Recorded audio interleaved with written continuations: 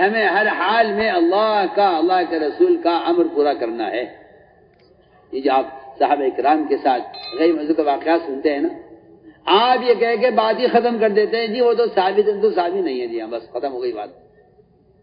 یہ کیا بات ہے؟ اللہ تو یہ فرما رہے ہیں کہ ہم نے جس طرح مدد کی ہے رسول کی، ہم قیامت تک ایمان والوں کی مدد انبیاء کی طرح کریں گے، یہ اللہ تو یہ فرما رہے ہیں، اور آپ کہہ رہے ہیں کہ مدد کا زمانہ چلا گیا۔ اس لیے میرے دوست عزیزو، مدد کے ضابطے ہیں، اسباب مدد کے ضابطے نہیں ہیں، کائنات اللہ کا ضابطہ نہیں ہے، ضابطے اللہ کے احکام ہیں۔ اس لیے فرمایا کہ تم حکم پورا کرو ظاہر کے خلاف، ہم مدد کریں گے ظاہر کے خلاف۔ آسان بات ہے، تم حکم پورا کرو ظاہر کے خلاف، ہم مدد کریں گے ظاہر کے خلاف۔ اس لیے میرے دوستو عزیزو، دو راستے ہیں اللہ کی ذات سے فائدہ اٹھانے کے، دو راستے اللہ کی ذات سے فائدہ اٹھانے کے۔ ایک راستہ کائنات کا ہے، ایک راستہ کائنات کا ہے کہ آپ سبب بنا کر اللہ کو پیش کریں۔ جی ہاں، میں بالکل آپ سے بہت ضروری بات عرض کر رہا ہوں، آپ سبب بنا کر اللہ کو پیش کریں اور اللہ تعالیٰ آپ کے سبب پر آپ کو کامیاب کر دیں۔ یہ کامیابی کا راستہ کافر کا ہے، خدا کی قسم کافر کا ہے۔ آپ ثابت کر دیجئے کہیں، آپ ثابت کر دیجئے کہیں کہ یہ سبب بنا کر اللہ کو پیش کیا جائے کہ اللہ یہ میرا سبب ہے، یہ تیرا وعدہ ہے۔ یہ راستہ کفر کا ہے، یہ کام اللہ کو نہ ماننے والوں کا ہے کہ وہ اسباب بنا کر کہتے ہیں کہ بھئی ہم نے کوشش کی ہے، باقی اوپر والے کا جو فیصلہ ہو۔ یہ آپ دیکھ لیجیے، آج آپ کو بے شمار غیر مسلم ڈاکٹر ایسے مل جائیں گے کہ آپ ان سے کہیے کہ میرا علاج کیجئے، وہ آپ کی اولاد کے ہونے کا علاج کریں گے آپ کا۔ اور ایک غیر مسلم ڈاکٹر میرے سامنے کہا، اس نے ایک صاحب سے کہ بھئی میں نے تو آپ کا علاج کر دیا ہے، باقی اولاد تو اوپر والا دے گا تو ملے گی، میرا تو ہاتھ میں ہے نہیں۔ جی آپ بتائیے تو صحیح، آپ اتنا ایمان اس کے پاس بھی ہے جو یہ کہتا ہے کہ سبب میرے ذمہ ہے، کامیابی اللہ کے ہاتھ میں ہے۔ بتائیے آپ، اگر ایک مسلمان یہ کہتا ہے، ایک مسلمان یہ کہتا ہے اسباب ہم بنائیں گے، کام اللہ بنائیں گے، تو بتائیے تو صحیح کہ ایک مشرک میں ایک مومن میں کیا فرق ہوا؟ دماغ مشرک نے آپ صلی اللہ علیہ وسلم کے بارے میں سنا، دماغ مشرک نے آپ صلی اللہ علیہ وسلم کے بارے میں سنا کہ یہ کہتے ہیں کہ بتوں سے نہیں ہوتا، بتوں کا انکار کرتے ہیں، اور دماغ کہتے ہیں میرے جگہ بیٹھ گئی کہ شاید ان کے دماغ پر کوئی اثر ہے، یا ان پر کوئی اوپری ہوا یا اثر ان پر ہو گیا ہے، یا کوئی جنات ان پر مسلط ہے جو یہ باتیں ان سے کہلواتا ہے۔ دماغ نے کہا اے محمد صلی اللہ علیہ وسلم میں آپ کا علاج کروں گا۔ یا اللہ اکبر، آپ صلی اللہ علیہ وسلم کے اندر علم کتنا تھا۔ ایک مشرک آ کر کہتا ہے آپ دیوانے ہیں، میں آپ کا علاج کرتا ہوں، آپ نے کوئی جواب نہیں دیا۔ میں ٹھیک ہے، آپ کیجئے علاج، آپ میرے علاج کیجئے، میں آپ کا علاج کرتا ہوں۔ آپ صلی اللہ علیہ وسلم نے ان کو کوئی قرآن بھی نہیں پڑھ کے سنایا، بلکہ آج کل کے خطبہ اور مقررین جو بیان سے پہلے خطبہ پڑھتے ہیں، آپ نے وہ خطبہ پڑھ کے سنایا۔ پڑھیے آپ روایت، الحمدللہ نحمدہ ونستعینہ ونستغفرہ ونتوکل علیہ ونعوذ باللہ من شرور انفسنا ومن سیئات اعمالنا۔ آپ نے پورا خطبہ جو مقررین پڑھتے ہیں بیان سے پہلے، وہ خطبہ آپ نے پڑھ کے سنایا اس کو، دماغ کو۔ دماغ کہتا ہے آپ کے خطبے، آپ کے ان الفاظ کے اندر کتنی گہرائی ہے، کتنا اثر ہے۔ جی ہاں، وہ پڑھی ہوئے ہے۔ دماغ نے کہا محمد میں آپ کا علاج کروں گا۔ میں جو اصل بات کہنا چاہتا تھا کہ میں آپ کا علاج کروں گا، مگر دماغ مشرک نے ساتھ میں یہ کہا علاج کی کوشش تو میں کروں گا، باقی شفا اللہ کے ہاتھ میں ہے۔ بتائیے آپ، اگر مسلمان یہ کہتا ہے کہ جی ہم اسباب بھی اختیار کر رہے ہیں، باقی کامیابی اللہ کے ہاتھ میں ہے۔ سنیے آپ، سنیے کیا میں کچھ کہنا چاہتا ہوں۔ مسلمان کا یہ کہنا اسباب ہم اختیار کریں گے، کامیابی اللہ کے ہاتھ میں ہے۔ میں آپ سے کہنا چاہتا ہوں کہ یہ معاملہ، یہ ضابطہ اللہ کا غیروں کے ساتھ ہے کہ تم اسباب بناؤ میں تمہیں کامیاب کروں گا۔ مومن کے ساتھ معاملہ اللہ کا یہ نہیں ہے۔ مومن کے ساتھ معاملہ یہ ہے کہ تم عمل بناؤ میں تمہیں کامیاب کروں گا۔ ہم نہیں کہتے آدمی اسباب چھوڑ دے، بلکہ بات اتنی سی ہے کہ عمل کو سبب پر مقدم کر دے، عمل کو پیچھے کر دے، عمل کو پیچھے کرے، عمل کو مقدم کرے، اسباب کو پیچھے کرے۔ یہ مومن کا راستہ ہے۔ اور کافر جو ہے وہ تو اسباب کو آگے رکھ کے چلتا ہے، اس کے پاس عمل تو ہے نہیں۔ آپ سوچئے، وقت ہمارا حال یہ ہے کہ ہم اسباب بنا کر اللہ سے دعا کرتے ہیں کہ اللہ میرا سبب ہے تو کامیاب کرنے والا ہے. دکاندار کو دیکھو گے وہ بیٹھا رو رہا ہے کہ اللہ یہ میری دکان ہے، نفع تیرے ہاتھ میں. زمیندار کہہ رہا ہے اللہ یہ میرا زمیندارہ ہے، فصل تیرے ہاتھ میں. جی ہاں، بیمار کہہ رہا ہے اللہ یہ میری دوا ہے، شفا تیرے ہاتھ میں. میں اس بات سے حیران ہوں کہ جب دوا مسلمان غیر مسلم کے درمیان برابر ہے، زمیندارہ مسلمان غیر مسلم کے درمیان برابر ہے، تجارت مسلمان غیر مسلم دونوں کر رہے ہیں، ان میں آپ فرق تو کریں کسی طرح. سوچیے نا میں کیا بول رہا ہوں، آپ فرق تو کریں.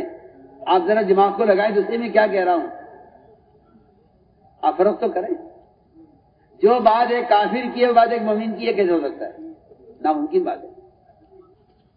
مشرک بھی یہ کہہ رہا ہے دعا میں کہ اللہ میری زمین ہے تو دینے والا ہے، مسلمان بھی یہ کہہ رہا ہے جی میرے زمیندارہ ہے تو اللہ دینے والا ہے. میں کہتا ہوں فرق کیجئے. فرق یہ ہے، آپ سنیے، فرق یہ ہے کہ مومن دعا میں اللہ کے سامنے عمل پیش کرے گا، اللہ کے سامنے عمل پیش کرے گا. آپ غور کیجئے وہ 3 آدمی جو غار میں داخل ہوئے تھے بارش سے بچنے کے لیے، اچانک بارش ہو گئی، وہ غار میں داخل ہو گئے. اللہ نے امتحان لیا ان کا. میں بہت کام کی بات آپ سے کر رہا ہوں. اللہ نے امتحان لیا ان تینوں کا کہ یہ اس وقت اس غار سے نکلنے کے لیے مجھے کیا پیش کرتے ہیں. میں بہت آسان مثال دے رہا ہوں. یہ غار سے نکلنے کے لیے مجھے کیا پیش کرتے ہیں. یہ بھی ہو سکتا تھا کہ یہ کہتے کہ اے اللہ تو اس غار میں کوئی زلزلہ لے آ جس شیطان کو ہٹا دے، یا کوئی جنات بھیج جس شیطان کو ہٹا دے، یا کوئی فرشتہ بھیج جو اس شیطان کو سرکا دے، ہمارے نکلنے کا راستہ ہو جائے. فرشتہ، کوئی جن، کوئی زلزلہ، کوئی پانی کا بہاؤ نہیں مانگا گیا اللہ سے. تینوں نے بیٹھ کر عمل جو نے بیٹھ کر یہ مشورہ کیا کہ دیکھو اس عذاب سے نکلنے کے لیے، اس موت کے منہ سے نکلنے کے لیے آج کوئی ذریعہ نہیں ہے سوائے اس کے کہ تم اللہ کے سامنے عمل پیش کرو. سوچیے آپ، روایت مشہور روایت ہے، سب پڑھتے ہیں، بیان کرتے ہیں اس کو، لیکن اس کا مقصد کیا تھا اس کو لوگ جانتے نہیں. تینوں نے اپنا عمل پیش کیا. اے اللہ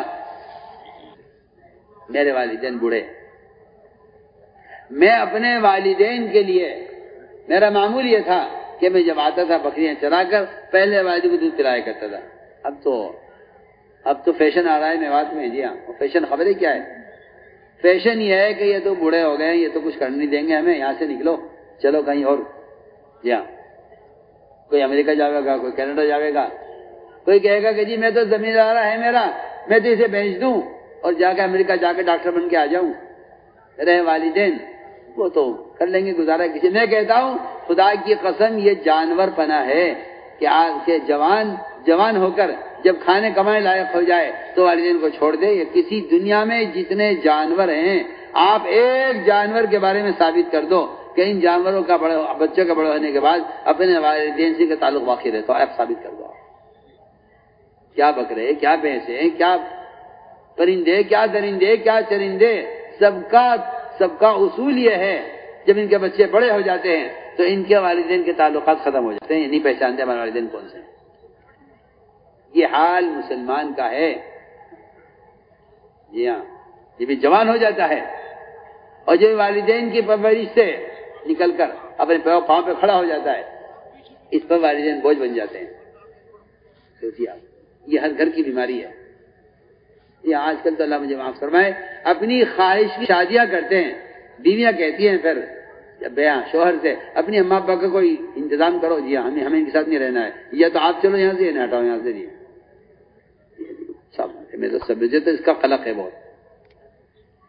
اللہ کے ساتھ شرک کرنے کے بعد اللہ اکبر سب سے بڑا گناہ والدین کی کو تکلیف پہنچانا ہے، اور ایمان لانے کے بعد سب سے بڑا فریضہ والدین کی کے حقوق کا ادا کرنا ہے. پڑھیے آپ قرآن پڑھیے. ان شرک ظلم عظیم وصل والدین احسانا. شرک ظلم عظیم ہے، اس کے بعد فوراً والد کے ساتھ حسن سلوک کا حکم ہے. تو میں نے عرض کیا کہ یہ حیوانیت ہے۔ ابو بکر و عمر رضی اللہ عنہما اس امت کے بہترین متفق علیہ چنے ہوئے آدمی ہیں اپنی افضلیت میں۔ دونوں بیت اللہ سے طواف کر کے نکل رہے تھے، سامنے سے دیکھا ایک جوان اپنی بوڑھی ماں کو پیٹھ پر لے کر طواف کے لیے آ رہا تھا۔ دونوں نے کہا دوسرے سے، دیکھو یہ اپنی ماں کو طواف کرائے گا پیٹھ پر، اس کی طرف اللہ کی رحمت متوجہ ہوگی اس وقت، چلو اسے دعا کی درخواست کرتے ہیں۔ سوچئے کہاں ابو بکر و عمر، کہاں ایک عام آدمی نوجوان، صرف ماں پیٹھ پر تھی اس کی، اس لیے ان دونوں نے ارادہ کیا دوبارہ چلو واپس طواف۔ وہ طواف کر رہا تھا، یہ اس کے پیچھے پیچھے چل رہے تھے اور اس سے جوان سے کہہ رہے تھے، جوان میرے لیے اللہ سے مغفرت کی دعا کر دے۔ وہ جوان اپنی ماں کو پیچھے لے کر کہہ رہا تھا، اے اللہ عمر کے گناہ معاف کر دے۔ عمر پیچھے پیچھے آمین آمین کہتے جا رہے تھے۔ بتائیے اب یہ میوات فیشن میں آ رہی ہے، جی ہاں، کہ آپ بھی چلو یہاں سے، میں بھی چلوں یہاں سے، جی ہاں، چھوڑو ماں باپ کو، جی ہاں۔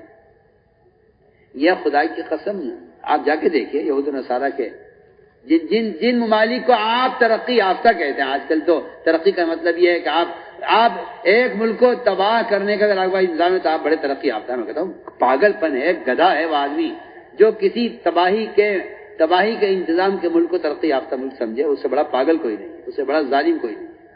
سوچیے آپ، جب عقل خفت ہو جاتی ہے تو آدمی کو دہشت گردی، جی ہاں، اور ظلم و تعدی ترقی معلوم ہوتی ہے۔ جب عقل خفت ہو جاتی ہے اور آدمی پاگل ہو جاتا ہے تو اس کو بیان کو لائک، شیئر اور چینل کو سبسکرائب کرنا مت بھولیے۔ دہشت گردی، جی ہاں، اور ظلم و زیادتی، وہ اس کو ترقی معلوم ہوتی ہے۔ آپ کو شرم آنی چاہیے، آپ کو شرم آنی چاہیے۔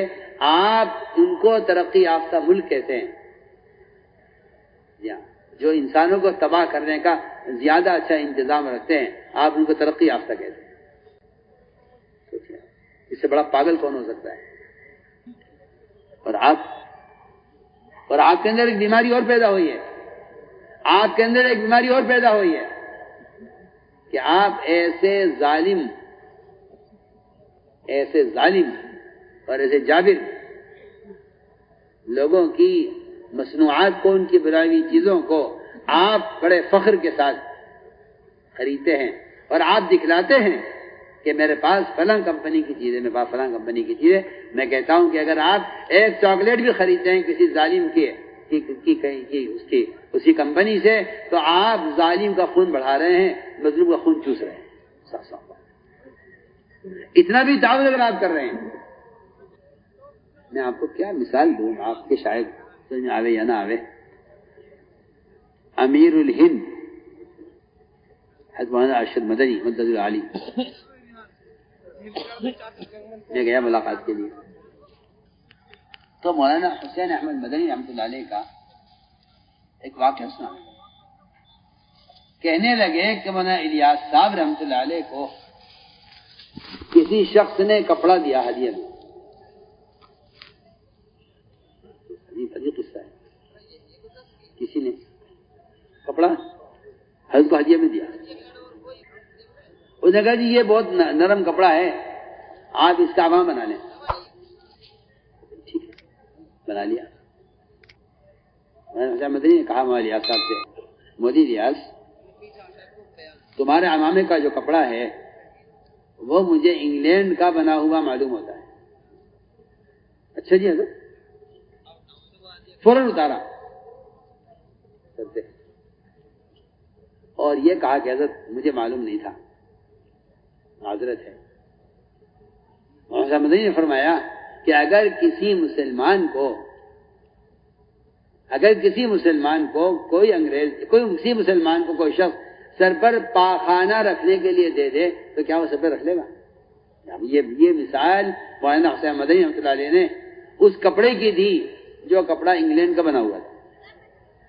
ہم بتائیے کہاں بڑے تھے، کہاں کیا ان کا تقویٰ تھا اور کیا ان کو نفرت تھی باطل نظام سے۔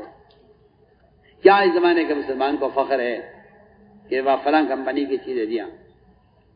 لوگ اپنی خواہش کے ذریعے، اپنی خواہشات کے ذریعے باطل کو قوت پہنچا رہے ہیں. جی ہاں، ادھر جہاد کی بات کرتے ہیں، ادھر جہاد کی بات کرتے ہیں اور ادھر دشمن کا ہی مدد کرتے ہیں. جی ہاں، سوچیے آپ، ادھر جہاد کی بات کرتے ہیں، ادھر دشمن کی مدد کرتے ہیں. اگر آپ اپنے بچے کی ضد پوری کرنے کے لیے ایک چاکلیٹ بھی آپ اس کو دلواتے ہیں اور اس سے آپ کو معلوم ہے کہ اس سے فلاں یہودی کمپنی کی مدد ہوتی ہے، تو آپ اسلام کے خلاف مدد کر رہے ہیں، آپ اس کے مجرم ہیں. آپ سوچیے آپ، مگر چونکہ احساس مردہ ہو چکا ہے. جی ہاں، ان باتوں کو لوگ غلو کہتے ہیں. تو میں نے عرض کیا کہ بات ساری ہے کہ اس شخص نے عمل پیش کیا. میں اس کو میں کہنا چاہتا تھا کہ والدین کے ساتھ اس نے سلوک، والدین کے ساتھ اس نے سلوک. اس شخص نے کہا اے اللہ، میں اپنے والدین کے سرانے پوری رات کھڑا رہا دودھ کا پیالہ لے کر، کہیں بھی اٹھیں گے تو انہیں دودھ پلاؤں گا. اے اللہ، اگر میں نے یہ عمل تیرے لیے کیا تو یہ چٹان ہٹا دے. چٹان سرک گئی. حالانکہ یہ کوئی ذکر کا، تلاوت کا، تہجد کا، نماز کا، حج کا، روزے کا، زکوٰۃ کا عمل نہیں. یہ ایک اخلاقی لائن کی بات ہے. احسان کیا اس نے اخلاق میں والدین پر. دوسرا عمل پیش کیا کہ اے اللہ، میری چچا کی لڑکی جس سے مجھے بے انتہا محبت تھی، دنیا میں کوئی ایسی محبت کی مثال پیش کر نہیں سکتا جیسی محبت مجھے اس سے تھی. اے اللہ، ایک دن آیا کہ وہ لڑکی کچھ قید سالی میں آ گئی، تنگی میں آ گئی، پریشان ہو گئی اور محتاج ہو کر اسے خیال یہ ہوا کہ وہ لڑکا مجھ سے محبت کرتا ہے، کاش ممکن ہے وہ میرا کچھ ساتھ میری مدد کر دے. وہ اس محبت کی وجہ سے میرے پاس آئی کہ میری مدد کر، میں پریشان ہوں. اس لڑکے کو خیال یہ آیا کہ میں مدت سے اس سے اپنی خواہش پوری کرنا چاہتا ہوں. آج اس کا موقع لگ گیا ہے، اس کی مجبوری ہے اور مجھے اس کے ساتھ اپنی خواہش پوری کرنی چاہیے. سوچیے آپ. وہ کہتا ہے اے اللہ، میں اس کی ٹانگوں کے درمیان بیٹھ گیا اور میرے اس کے درمیان کوئی رکاوٹ نہیں تھی، کوئی مجھے روکنے والا نہیں تھا، کوئی دیکھنے والا نہیں تھا، تنہا تھے ہم دونوں. 300 اشرفیاں سونے کی میں نے رکھی ہوئی تھی کٹھی باندھ کر اسے دینے کے لیے. 300 اشرفیاں سونے کی. کہ یہ اشرفیاں تیرے لیے، تو اپنے بدن کو میرے حوالے کر. سوچیے آپ، یہ ایک بات ہے. یہ سب سے بڑا کمینہ شخص ہے وہ شخص، سب سے بڑا کمینہ ہے وہ شخص جو کسی کی مجبوری سے ناجائز فائدہ اٹھائے. اور یہ چیز اللہ مجھے معاف کرے، آپ بھی معاف کریں. یہ بیماری وکلا میں، ڈاکٹروں میں زیادہ ہے. سب وکلا میں، ڈاکٹروں میں یہ بیماری زیادہ ہے، کیونکہ وکالت اور ڈاکٹری. آپ ذرا پیچھے جائیے صحابہ کے دور کی طرف، تو آپ کو میں قسم کھا کے کہتا ہوں، آپ کو ملے گا کہ وکالت کی اور ڈاکٹری کی کو کبھی بھی پیسہ کمانے کا ذریعہ نہیں بنایا گیا. بڑے بڑے اطباء ہوتے تھے، وہ اپنا کوئی کاروبار کرتے تھے اور غریب آدمی کو کوئی نسخہ لکھ دیا، کسی کو دوا بتلا دی، کسی کو دوا بنا کے دے دی. بیچارہ یہ آدمی مجبور ہے بیماری سے، بیمار آدمی سے میں فائدہ اٹھاؤں. وکالت کیا ہے؟ وکالت، وکیل سنے وکالت کسے کہتے ہیں؟ وکیل سنے وکالت کسے کہتے ہیں؟ وکالت کہتے ہیں کسی مظلوم کی سفارش کرنے. وکالت کہتے ہیں مظلوم کی سفارش کو وکالت کہتے ہیں. سنیے میں کیا بول رہا ہوں. ابن عباس رضی اللہ تعالیٰ عنہ اعتکاف توڑ کے نکلے. لوگ نے کہا رہے کہاں جا رہے، کہاں جا رہے؟ آپ کا اعتکاف ہے، آپ بیٹھ جائیے. فرمایا مجھے بھی خبر ہے اعتکاف میں باہر نہیں نکلتے مسجد سے، مجھے مسئلہ معلوم ہے، مگر اس خبر والے کو میں نے کہتے ہوئے سنا ہے. آپ صاحب سے خبر اشارہ کیا؟ کہا ان سے میں نے سنا ہے کہ اگر کوئی مسلمان کسی پریشان حال آدمی کی ضرورت کو پورا کرنے کے لیے قدم اٹھاتا ہے تو اس کے لیے یہ 10 سال کے اعتکاف سے بہتر ہے. سوچیے آپ سمجھتے ہیں وکالت؟ آج کل لوگ وکالت اسے سمجھتے ہیں. بقیہ بیان اگلے حصے میں سماعت فرمائیں. بیان آپ کو پسند آیا ہو تو بیان کو لائک، شیئر اور چینل کو سبسکرائب کرنا مت بھولیے. کمنٹس میں اپنی رائے کا اظہار ضرور کیجیے.